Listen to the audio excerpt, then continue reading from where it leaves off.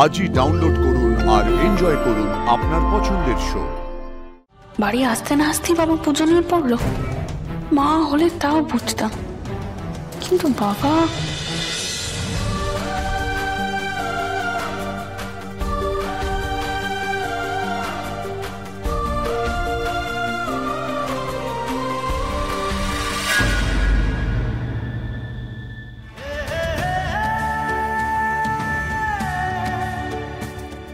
আপনি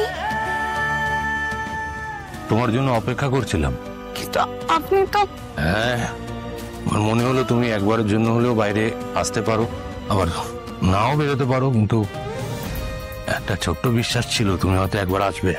আপনি সেই তখন থেকে আমার জন্য অপেক্ষা করেছিলেন এখানে?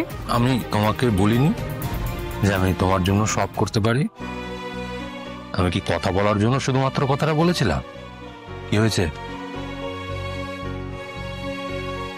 উনি এখানে কি হয়েছে আমাকে বলো তো।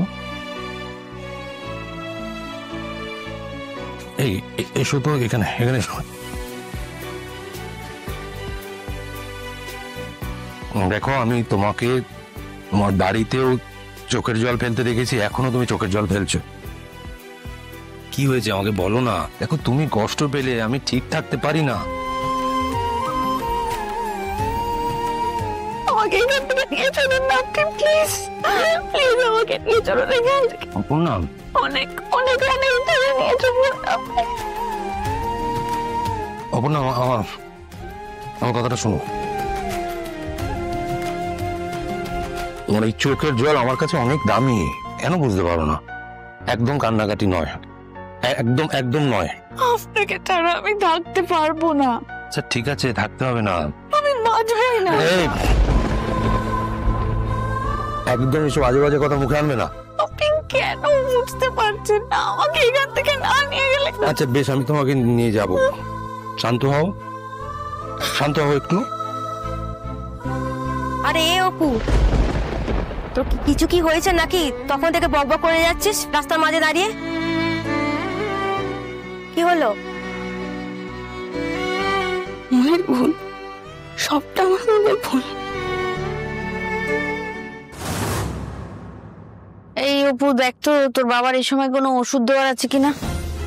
এখন তো কোনো ওষুধ নেই, যা আছে দুপুরে খাওয়ার পরে। তুমি বরং বাবাকে ওষুধটা খাইয়ে দিও খাওয়ার পরে। কেন, তুই বাড়িতে আছিস, তুই দিবি? না মানে আমি ভাবছিলাম এখন তো সব ঠিকই আছে, বাবাও সুস্থ, বাবাও ফিরে এসেছে। আমি অফিস থেকে ঘুরে আসি।